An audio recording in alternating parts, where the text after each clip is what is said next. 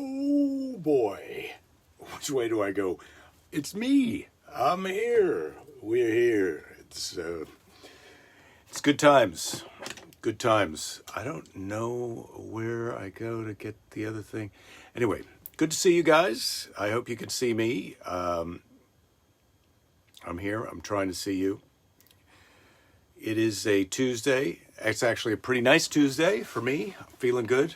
Having a nice day. So far, so good. Lady Jerry, we got the upholsterers are coming to upholster the foam things that go on top of the stairway thing. So Lady Jerry's not here. But Keys, good to see you with your pants off. Bob, welcome back. How was the Masters? See Kevin, greetings. Jen, hola. Ouija, hello to you in Alaska, our largest state. Hey, feels like 10 Commandments Tuesday. Yes, Rachel. Well, technically today was just supposed to be about, if the way the children's Bible is divided up. Today was just going to be about Moses in the desert, but I think I'm going to do the 10 Commandments today as well. Ed, hello to you. Trying to experiment tuning in from a dog park. Well, that's exciting. Yeah, as things open up, a lot of good times are possible. I'm still here in this this tchotchke-filled room. Yo, Todd. Rich, looks like your 5th grade school picture with those layers. Yeah, took those out. Sharon, greetings to you. You showered and went to lunch with a friend. Jen, awesome. We're really getting out of the house. We're really doing things. Sue, good to see you. You feature in today's letter from Grandma. Cindy, afternoon. Oh, yes, Bob, yeah, I got the Bruce Lee as a DJ t-shirt on today. Robinson, good to see you. Dave, would you send my wife a birthday video? She's my #1 fan. I suppose maybe I would do that. We'll see if I do it. But I think I can figure out how to do that. If I can, I accidentally, Dave, hello. I opened your page and now I'm a bit stymied about it. I got to go back to the show here, but let me work on that. Brad, terrific Tuesday to you. All right, so today, good day for me. Went to jiu-jitsu, lovely 7 a.m. class, so that's exciting to get up at 6 a.m. and be out of the house and at a place, wrestling other friends at 7. Nice morning. So that happened, and I'm in a pretty good mood. Yesterday, I was not in such a great mood. Today, I'm in a pretty great mood. I still don't know what's happening to me in terms of the rest of the world. Terrific Tuesday, Norman. Yeah, terrific. Brad,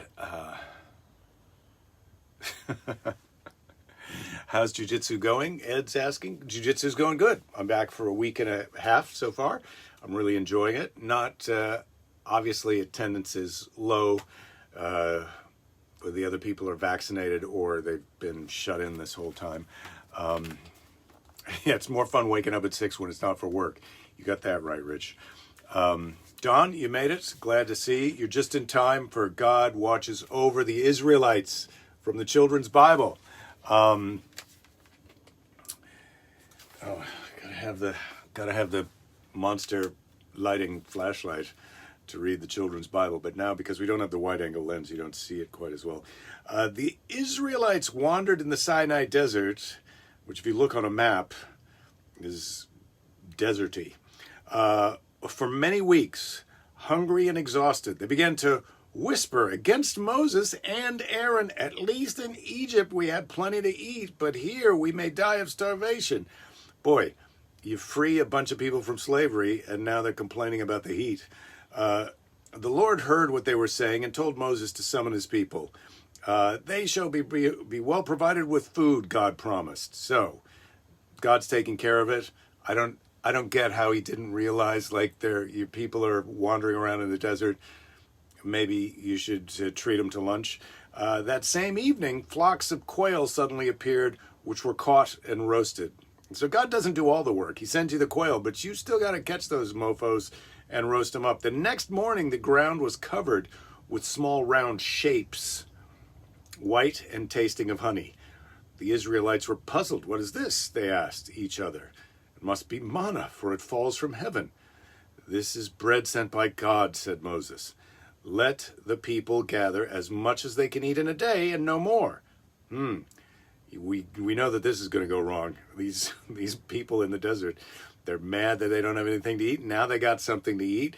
They're supposed to gather what they need and no more, but some were greedy and took more than their share. Secretly, they hoarded the manna in their tents, and overnight it turned black and became full of worms and stank. God said, "I told you, don't try and save it. It only keeps for one day." On the sixth day, Moses told them they could collect enough food to last for 2 days. "Tomorrow is a holy rest day, as decreed by God. Today you must gather up what you need and eat as much as you want, and keep the rest for the Sabbath. It will stay fresh and good overnight, for tomorrow you will find no manna on the ground." Okay, most people did as Moses said, but a few disobeyed and went out on the Sabbath looking for their food. How do we know they were looking for their food? If that was me, I would just say, "Look, I'm just out for a walk. I'm not looking for manna. I did what you said yesterday."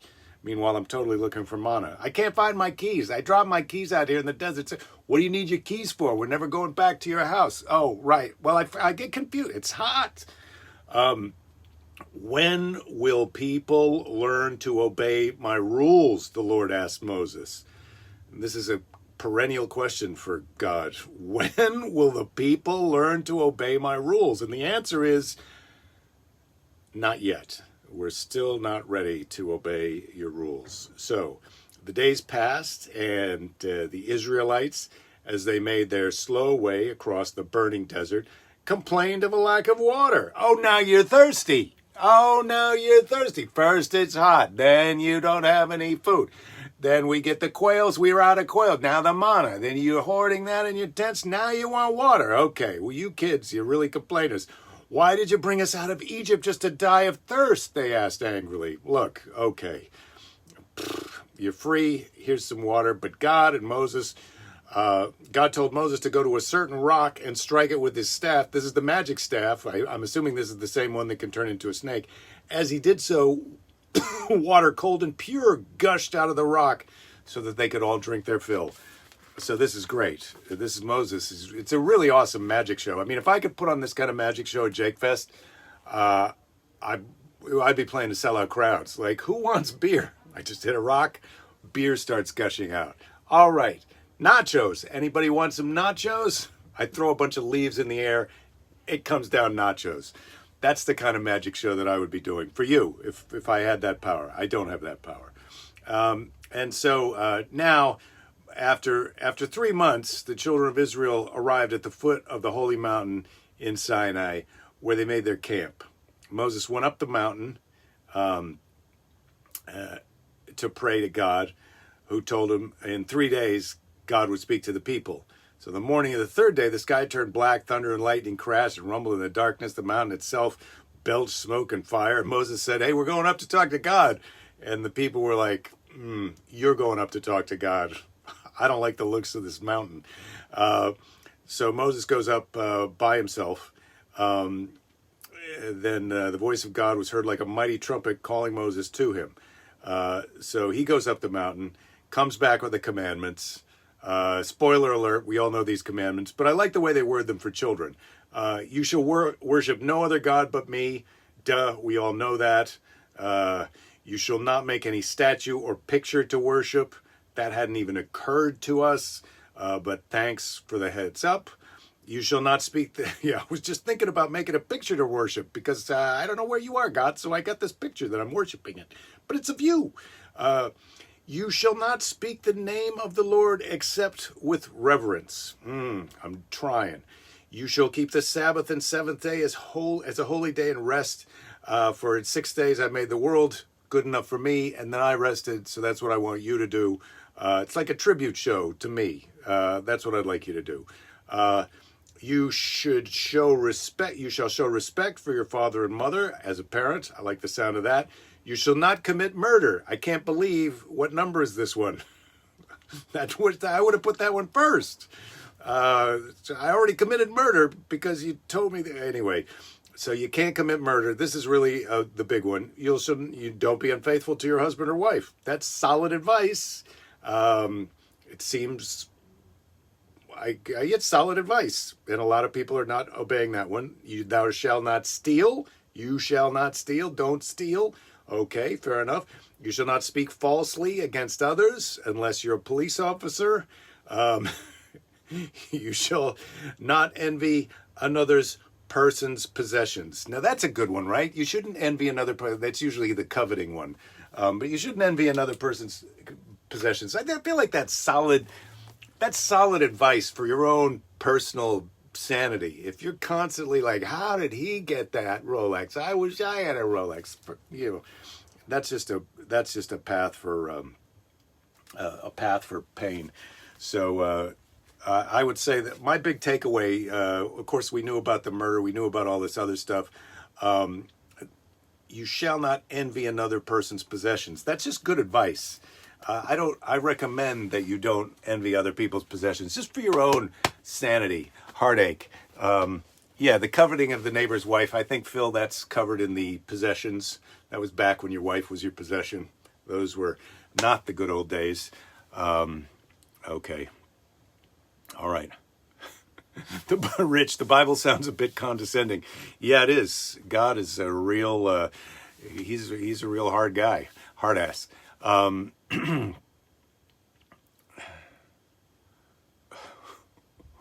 I'm just scrolling up to see. Very lazy day for you, Cindy. Took a walk and did the dishes and fed the cat. Yeah, I'm with Jen. That's a solid day. That is a solid day, Cindy. Don't feel bad for yourself. I know that maybe you're used to getting more done than that. But I feel like that's a solid day. Rachel's saying, do you feel like you were able to pick up right where you left off in jiu-jitsu?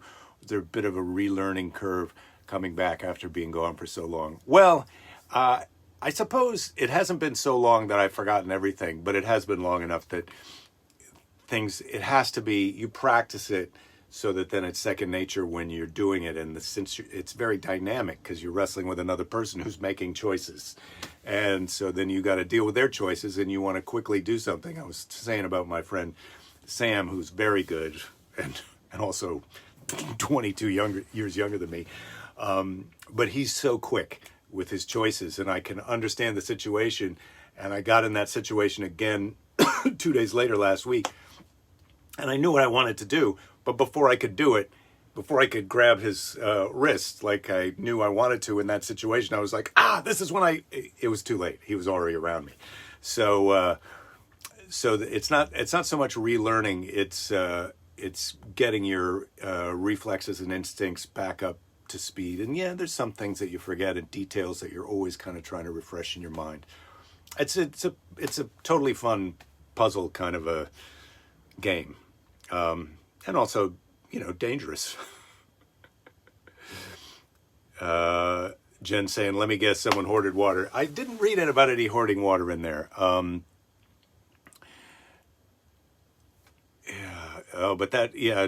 guys are talking about the water and the toilet paper. Get free beers, free nacho, free religion. Yeah, that's all at my show, except not the religion. Well, I guess I read some Bible stories. I feel like that's going to be a part of my show from now on. A little bit of Bible. Phil, no coveting of the neighbor's wife. No, it's out. Rules versus advice. Speed limit 30, but Tiger drives 85. Ouija, you got that right. Sometimes those rules are in place as also good advice, and you ignore them at your peril. Carol, you had to shovel your meatloaf down, but you're here. Well, sometimes you can eat while you're watching the show, I think. That's perfectly acceptable to me. All right. You made a 3-pound meatloaf. Awesome. That sounds like a heavy meatloaf to me. Maybe it's not. Or maybe it's 3 pounds of meat in the meatloaf. So that was the Bible story. And now, Sister Sue, it's time for the letter from Grandma. This is from 1983, February of 1983. So I'm still 22 years old, but I'll be 23. This also had a clipping included, which I saved, but you'll hear about what the clipping is that's in here as I get to it. So here's from Grandma, February 18th, 1983. Received a letter from Pauline, that's my mother, and she said it made a long day going back to California for me because you couldn't land at Salt Lake City. We must have had to have a whiz around and wait to land. The month went so fast, and you did see the people you wanted to at Ames. So I must have been home from San Francisco for a month to see my parents and go down to Ames, and where I went to college. She was reading 4 books and typing it for Sue because it does take her a little longer to read it. So my mom would read these books. I think we discussed this the last time I read the letter, but my sister's dyslexic and my mother, and this was before that was a thing that you could even get diagnosed as, and my mother figured out what it was and couldn't get all the help that she needed. Like, our daughter is a little bit dyslexic, and the school now makes accommodations and is ready to help you with any kind of problems that you have. But the school was not helpful, so my mom was reading books for my sister so that she could get her reading done for college. I would think you could get a government cheese, 5 pounds, and a pound of butter each month, and perhaps your roommate too, because you surely don't have that much to live on. She's pretty sure that I'm impoverished there in San Francisco. Meanwhile, I had a waiter job, and I wasn't broke. I was never broke like that in my life, because I was blessed enough to have a day job that was good, or my career to help me out. But Grandma was worried about me. I cut the article out of the Marshalltown paper to send to you, and that is here in this envelope, about the free government cheese and butter. Pauline said you and Sue were okay in her letter. She was reading and then putting it on tape for Sue to get it. Is that right? Because it takes her longer to read. I don't know why. This is Grandma's maybe slipping, because she's just said that again, and it's only a few sentences later. Now, February 19th. Thanks for the card, picture of your apartment, and that you are jogging. I am happy that your comedy routines are going well, but do think about school. Didn't Johnny Carson graduate from college? I thought so. When they first gave away cheese, seems the Marshall paper stated they came out of offices to get it. We had a small amount given to us by a lady who gets cheese and butter. Our kitty had a bad paw, then it was better, and then diarrhea. And now we haven't seen it for a week and 2 days. This is maybe my favorite. This is maybe my favorite sentence in the letters from Grandma that I've read. I'm just going to read it again. Our kitty had a bad paw, then it was better, and then diarrhea, and now we haven't seen it for a week and 2 days. And that is tough news. My friend had a bad hand, and then it was better, and then he got diarrhea, and now we haven't seen him for a week and 2 days. You don't worry about your friend. You worry about your friends a little more than you worry about kitties when that happens. And this is an outdoor kitty. We hear a lot of snow in Wisconsin. Went to Waterloo yesterday to get the vacuum cleaner repaired. Governor Branstad is going to be in Marshalltown Community College at 11 a.m. today. A business fair booth there today. Grandma loves you, and Sue, love Grandma. Then there's a little postscript. She doesn't write P.S. though. She just writes some more stuff. We did go to the fair at the college. Lots of booths and walking. Some children's chorus at 1 p.m. Love. And then Charlotte weighs in. Received a letter from Pauline, and she said it made a long day going back to... Oh, that's wrong. That's what I just read. Here's from Charlotte. Grandma and I both put in $5 for you to buy the usual 1 gallon of milk, 1 dozen eggs, and a loaf of bread or whatever. That's a lot for $5, I have to say. Those days are gone.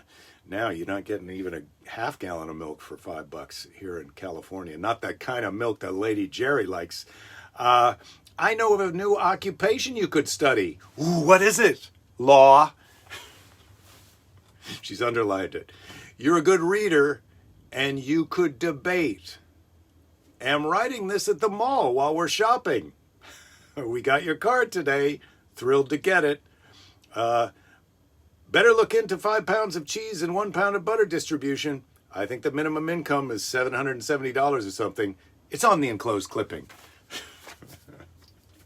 So, Grandma and Charlotte looking out for me.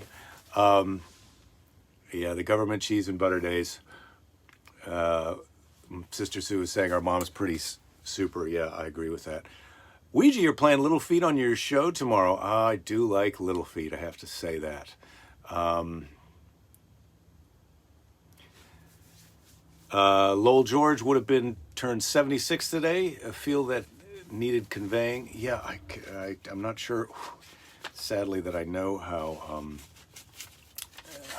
old Lowell George is, or really even right off the top of my head right now. I can barely keep straight what I learned in jiu-jitsu this morning, and this Lowell George news it's hard to know how to even feature that. But our mom is pretty super. Mom should have a show. Yeah, she should, Weege. Sometimes she can watch this show. She's got the technology now to sometimes tune in, but not all the time. Okay. Is the friend equal to Cat? Yeah, I think it was in that. Marshalltown, the home of David Lennox. Is that right? I didn't know that. Sweet dreams are made of that. Shop at Aldi, all organic for under $10. Carol, we don't have Aldi's here, but I like that. I like that. The letter sounds a bit condescending. Well, Grandma, I bet Johnny Carson didn't need $10. No, and he never got any free government cheese either. That Johnny, he paid for all his cheese. You can believe it. That's the kind of gentleman and citizen he was. He's not trying to rip us all off for free cheese when he could well afford all the cheese he wanted. Study law, Judge Jake versus Judge Judy. Yeah, I could have had I don't know what's stopping me from having my own judge show. Dr. Phil, he's not a real doctor. Dr. Judge Jake. I do a little doctoring. I do a little judging, maybe some light veterinary work. And then I make a nice chili for dinner. Grandma could be a good tweeter. Her advice is all 160 characters or less. Yeah.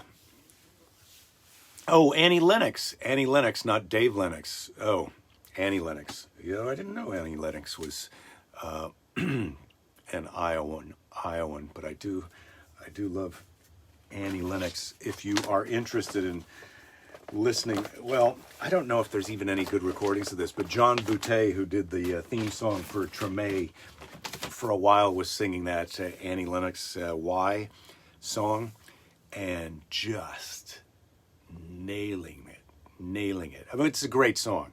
Annie Lennox's version is great, but to see John Boutte sing Why live, man, it would tear your superstructure down. All right. So here we go. What time is it? Oh, it's 2:25. Not quite time for Seize the Day. So how about a little snark? I got a little snark here. My neighbor is telling me to check out Yo-Yo Ma's free audiobook. He just texted me that while here during the show. So here's some snark handbooks. Snark about movies, which is great because maybe we're all going to make a movie together. Norman, you missed the show Treme? Well, it's a great show. I've been thinking about watching it again. Annie Lennox, not from Iowa. Okay, thanks, Jen. Lennox invented the riveted furnace in Marshalltown. Well, that's Dave Lennox, I think. All right. It is always possible to park directly outside my building, any building you're visiting. Oh, these are lessons from movies. It's always possible to park outside any building you're visiting. Yeah, the celebrity parking in movies. A detective can only solve a case once he's been suspended from duty. That's often true. Okay, so these are little jokey. These are stand-up comedy premises, actually. We should all make a movie together, Jen. I agree. Maybe you can get to work on producing that. If you could raise the funds, I don't know. I could direct and be in it, or someone else could direct and I'll just be in it. We all write it together. I'm not sure how it works. We're going to have to learn how to use Slack. That's going to be our next step. And Maybe we're going to need a Patreon. There's an idea for a reality show, People's Professional. Two people show up in a room and stand behind a podium, and then they spin the wheel to see whether Jake's a doctor, a dentist, a lawyer, or an accountant. Well, or how about we spin the wheel, and then we got a crowd of people waiting in the other room who need one of those things, and whatever the wheel comes up that day, it's lawyer. So Bob, Stephanie, come on in, and let's work out your divorce. Slack, I know. I don't want to have to deal with Slack, Norman. I want Slack, but I don't want to have to learn how to do Slack. You had a little snark, but he got a diatribe. We haven't seen him in 2 weeks. Bob, you'd like to see me try and groom a cat. Oh my God. So in my box of videos, VHS tapes, there was a segment when I would have been 26, 7. And I had just won the San Francisco comedy competition, which was a big deal at the time. I got interviewed by NPR and New York Times, and the local San Francisco local TV came and did a day thing. Oh, Jay Kowarski is watching. Hello, Jay. It's good to see you. That's a college friend of mine. So the local San Francisco TV did this day in the life. And so they did a day in the life of several people in the Bay Area. And I was the day in the life of the comedian. One of the things I did in my day in the life, we want you to do what you do. And so one of the things I did was give my cat a bath. And so I have video of me washing a cat from roughly just 3 years after that letter from grandma that we just read. So, there you go. That could happen. You think you heard bits on this kind of comedy premise stuff on Nate Bargatz's podcast? Yeah, it's possible. These kind of movie premises. I think it's easy. It's easy to make a list of the weird things that happen in a movie that aren't true to real life, and then think that you invented it. Meanwhile, everybody who's able to watch movies with that kind of an eye to detail or making fun of things, they're going to come up with them. I was just going to see if I could find another one, but I've lost my page. If you need to reload your gun, you will always have more ammunition, even if you haven't been carrying any before now. That's nice.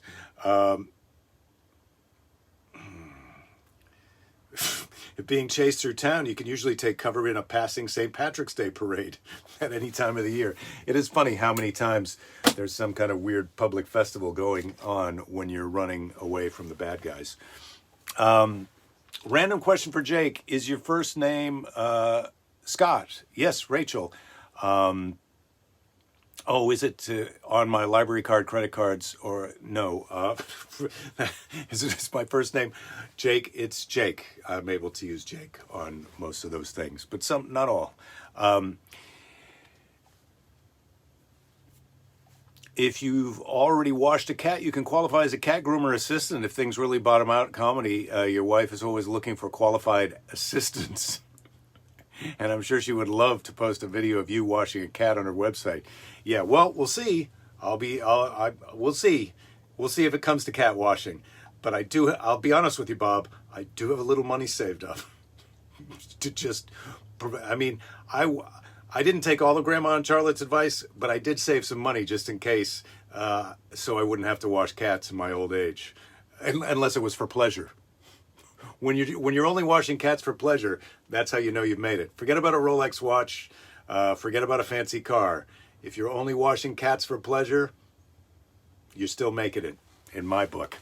Happy Tuesday, everybody. All right, it's time for Seize the Day. Let's seize this day. Let's seize it.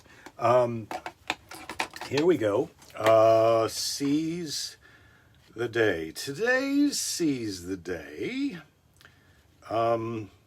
is from Unknown. Do you remember Unknown? I think we've all known Unknown at one time, and now we've forgotten. Unknown, but not forgotten. Today Seize the Day. People who wonder whether the glass is half empty or half full are missing the point, because the glass is refillable. That's a nice one. Forget about whether the glass is full or half full. Just remember, the glass is refillable. You can fill it back up. You know, it's never too late to start washing a cat for fun or profit. All right.